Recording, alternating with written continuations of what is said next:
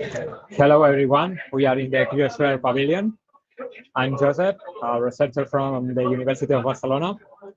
And in this presentation, Ella Wood will show you the mountain cryosphere in Central Asia with a focus on water storage in rock glaciers. So Ella Wood is a PhD fellow from the University of Bonn and the University of St. Andrews. Thank you very much, Ella, to be here.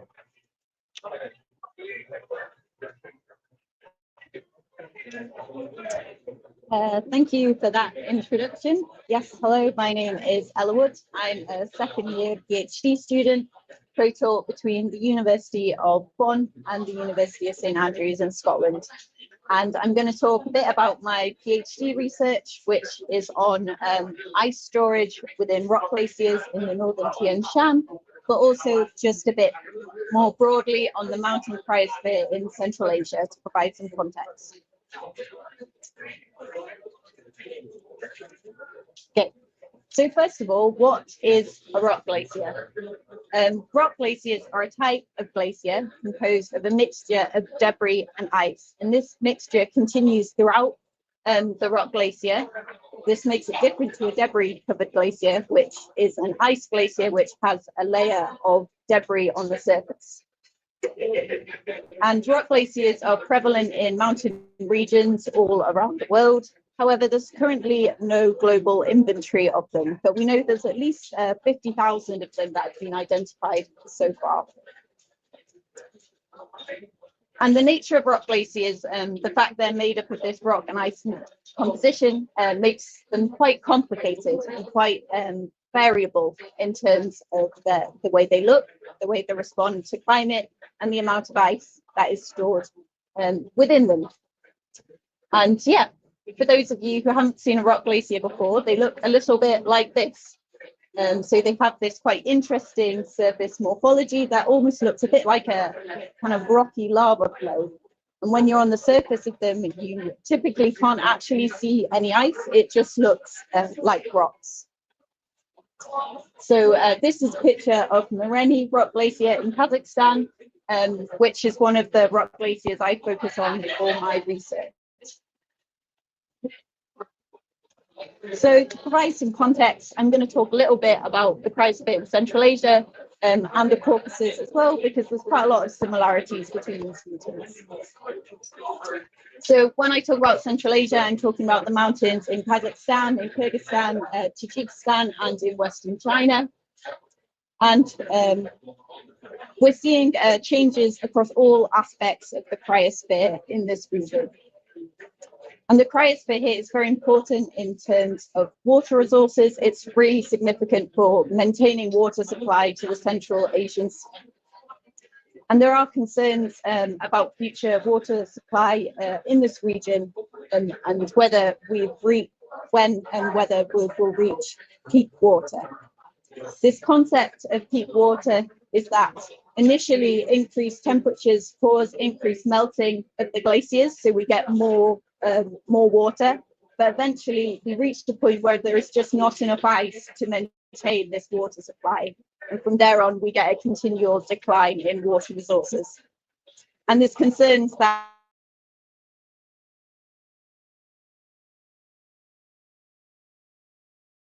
and the decline in water resources will endanger ecological, food and health security, which will lead to cascading social and political impacts, which we don't really fully understand.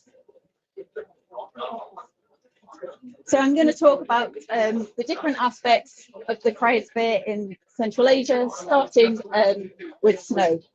So snow is a significant contributor to water supplies in Central Asia. However, the number of snow days is decreasing, and we're also seeing much more uncertainty in terms of when we see snowfall.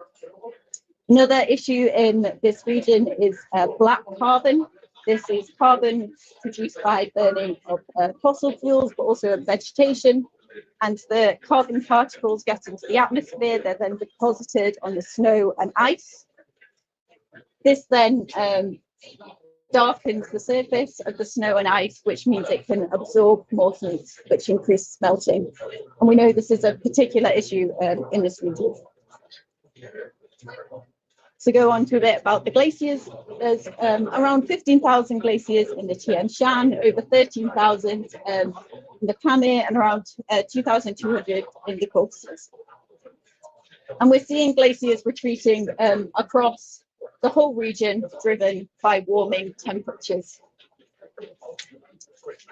So here you can see a map of the glacier changes in the Tian Shan, where we've seen a 27% decline in glacier mass between 1961 and 2012, which is significant. And we're seeing this trend continue.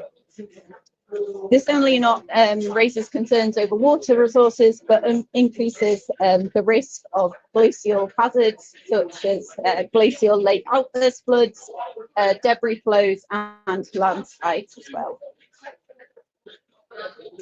So moving on to permafrost. Permafrost is widespread in this region, which we can see from the large number of rock glaciers. And we've observed continuous permafrost warming in this region since the 1950s. And this, again, increases the risk of hazards such as glacial lake outburst floods and debris flows. The middle photo here is an example of a debris flow when we visited Kazakhstan in 2022. And this is a very small debris flow event, but they are a significant hazard in this region. And in fact, a series of debris flow dams have had to be constructed to protect the city of Almaty, which is the largest city in Kazakhstan. And water stored within permafrost and rock glaciers potentially could melt slower than snow and ice glaciers, and potentially buffer some of the changes we're seeing in this decline in water resources. However, there is a lot of uncertainty with this because we don't really fully understand the processes taking place in the kind of permafrost ground, which leads me to my PhD research, which is investigating the hydrological significance of rock glaciers in northern Tian Shan. So this research investigates the relationships between the surface flow, the surface movement of these rock glaciers, and their internal structure and their internal ice content. So we do this through remote sensing observations. We track satellite images to look at the flow of these rock glaciers. We then go into the field to conduct geophysical investigations, which provide information on the internal structure and ice content. And then the aim of this research is to then compare these two things to get a better understanding of how we can monitor ice storage within rock glaciers. So the focus of my research is the northern Tian Shan, and this is a map of all the rock glaciers in this region. There's quite a high density of rock glaciers here, and there's about 700 rock glaciers in the northern Tian Shan, and these are quite large examples of rock glaciers. So we think they definitely store a significant amount of water in this region. The northern Tian Shan is also particularly important because it's very close to the city of Almaty. As I mentioned before, it's the largest city in Kazakhstan, and many of these rock glaciers are in the catchments that directly supply water to Almaty.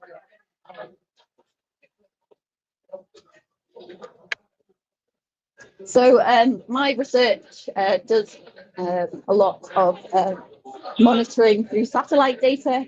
So we track the surface movement of these rock glaciers, and we've written a processing algorithm that tracks the velocities of these rock glaciers. And we've compared different sources of satellite data, so freely available open source data, which tends to have a lower resolution but a better coverage, and then high resolution data that we've had to purchase, which has a much more limited coverage, but we can get really detailed information from this. So this map here shows you the results from the high resolution satellite imagery. and it shows you the movement of these rock glaciers. So they flow, well, from virtually areas of inactivity to just around 2.5 meters of movement per year. But we can see it's quite variable.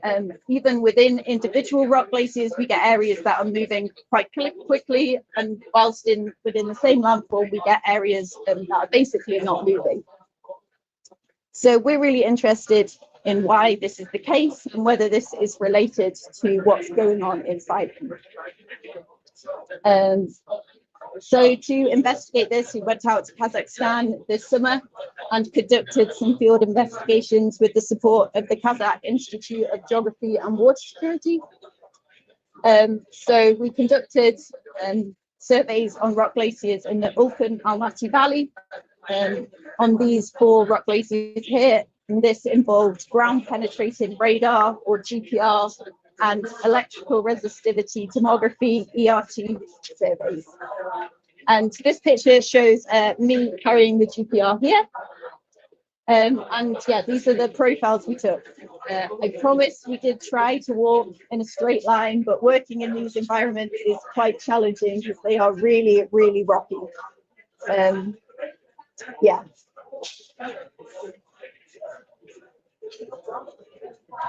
So the next stage of this project is to compare these surface velocity results to the internal structure and ice content. So this upper image here you can see is Moreni rock glacier, which we showed at the start, and it flows particularly fast on this kind of almost thumb lobe on the left-hand side of it here. So we're interested in why is this area moving particularly fast. And the colourful profile at the bottom was taken along this faster moving section here. The colours indicate the resistivity of the subsurface, which basically gives us an idea of the ice content. And the areas with the purple and red colours have a higher resistivity, and we infer from this they've got a higher ice content. So in this profile, we can see there's potentially an area of higher ice at the top of this profile, and it kind of continues down to a lesser extent. And we think this high ice content is likely driving the faster velocities in this part of the rock glacier. So we will continue to look at these profiles, and we hope that from a better understanding the relationships between these surface flow processes and the internal structure and ice content, we can then look at rock glaciers from remote sensing observations from satellite data and infer a bit more about how much ice, how ice is stored within them. So the key messages are rock glaciers are a type of glacier composed of a mixture of ice and rocks.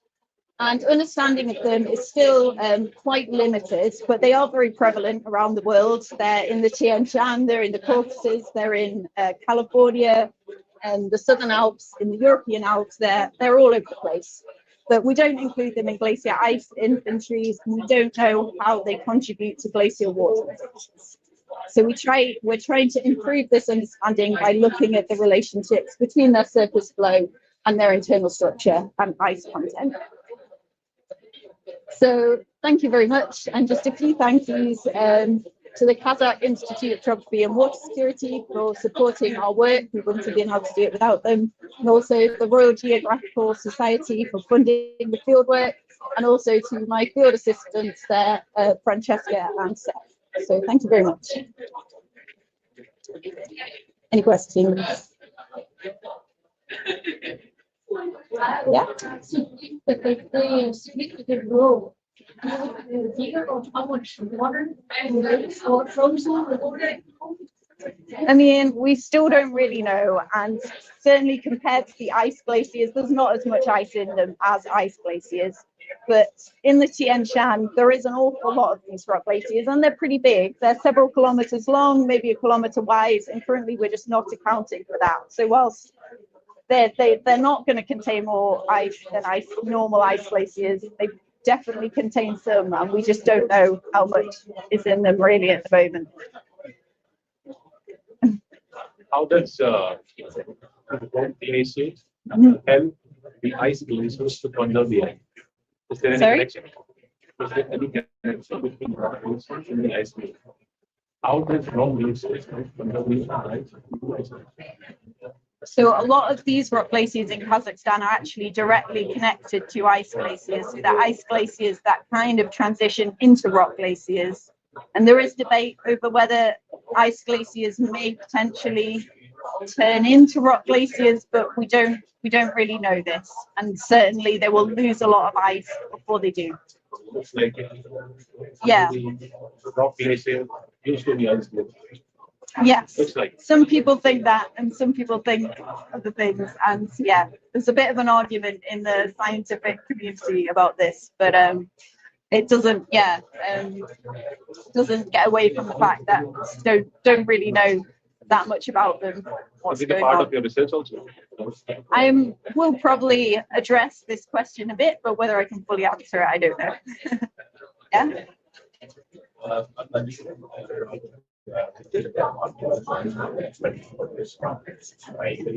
Oh, okay. Nice.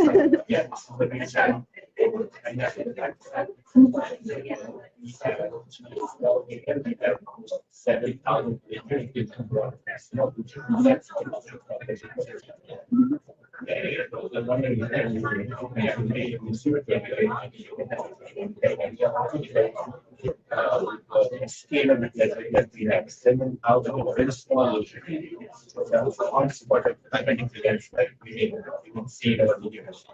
And so I went to media office there and really important to not understand what is really happening in our glaciers and how they are causing communities. But the issue we are facing is that we don't have enough research there to know about what's happening there. It just have this pretty it's kind of equational but not scientific percent. So it's very limited research on there. So I'm wondering Yeah, it sounds really interesting. I'm afraid not. My research is we've only got a limited amount of funding. We are just looking within Tian Shan in Kyrgyzstan. But certainly my research group I'm in of researchers across Mountain Asia. Yeah, I'd be happy to speak to you further about that. But yeah. I'd be really interested in knowing also that how do you because the biggest problem for something we have study models that resources are connected to all the let's see come from and then research. So I'd be Yeah, sounds good. Yeah. Any other questions? Yeah.